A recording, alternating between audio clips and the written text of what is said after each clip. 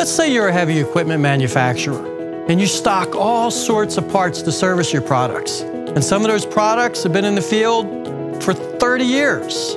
It takes a large inventory to service your customers, and your warehouse, it shows it. So here's the dilemma. Your boss's boss's boss has concluded that you'll need to reduce inventory to meet projections for the year.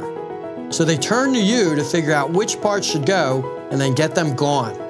But no one told the sales guys they're about to have their sales potential converted back into raw materials, and they'll be none the wiser. Not to get too academic, but the sales guys are about to feel the business end of an idea first popularized by this guy. His name is Lawrence Abbott, and he once tried to be vice president of the US, but lost to Martin Van Buren. He's slightly less famous for saving the Boston textile industry in the early 1800s by avoiding the soaring price of cotton by purchasing warehouses full of cotton cloth seized from the British during the War of 1812. He recycled the old cloth into new fabric for a huge profit. In the process, he proved scrap to be a viable business model and set up Red Fox for a career in television. Long story short, Larry Abbott is indirectly responsible for the timeless struggle between the warehouse guys and the sales guys. One side is charged with keeping the inventory lean, and the other side is responsible for making sure that the customers can be serviced. The conflict lies somewhere in between. Exactly where it lies depends on who you ask and when you ask them. This is the ugly, dark underbelly of the law of supply and demand that you don't hear a lot about in business school. Speaking of business school, you might remember this gem. This is the standard supply and demand graph. It was first drawn in the 1890s by a guy named Alfred Marshall.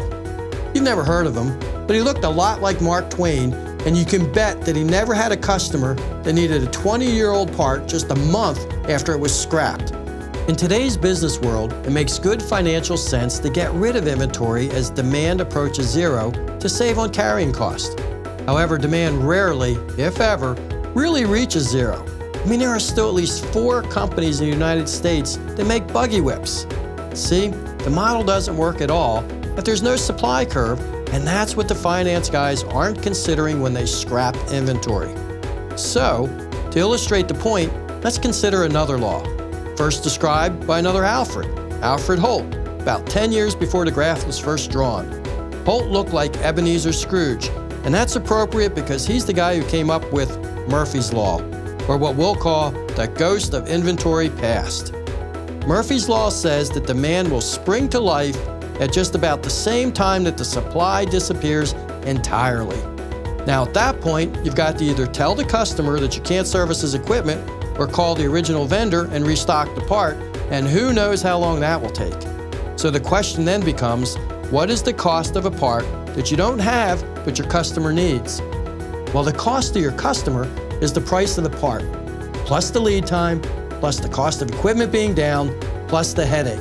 The cost to you, the OEM, is the cost of resupplying the part from the original vendor and at possible price break quantity, which can put you right back where you started. Also, disappointing a customer. You could lose the heart and mind of a guy who's been on your side for 20 years. What's okay about that?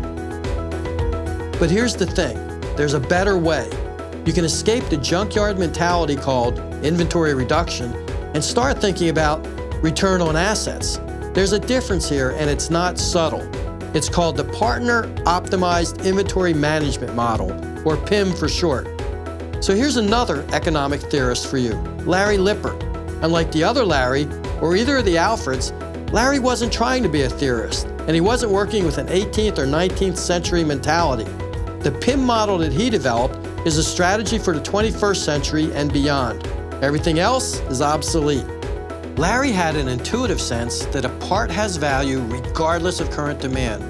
Wear and tear of your or your customer's equipment does not abide by the laws that govern supply and demand or a company's P&L. In some ways, it would make sense to never liquidate inventory, but that is simply not possible in today's business world. Larry's idea was, if you can't keep it in the warehouse, at least keep it in the marketplace while still providing the short-term benefits of the old scrap-it mentality. Larry proved his model by transforming his company, Lippert Enterprises, into the world's leading provider of PIM services. So now manufacturers sell their unwanted, but not necessarily unneeded inventory to Lippert and thereby take advantage of the short-term cash flow benefits, eliminate overhead and carrying costs, and gain access to a vast and diverse inventory. Lippert provides a suite of PIM services that add up to a partnership that the other guys simply cannot match, and something that scrap dealers can't even imagine because the steel and the parts you sold them 2 years ago have found new lives as lowrider rims on a car in Buenos Aires.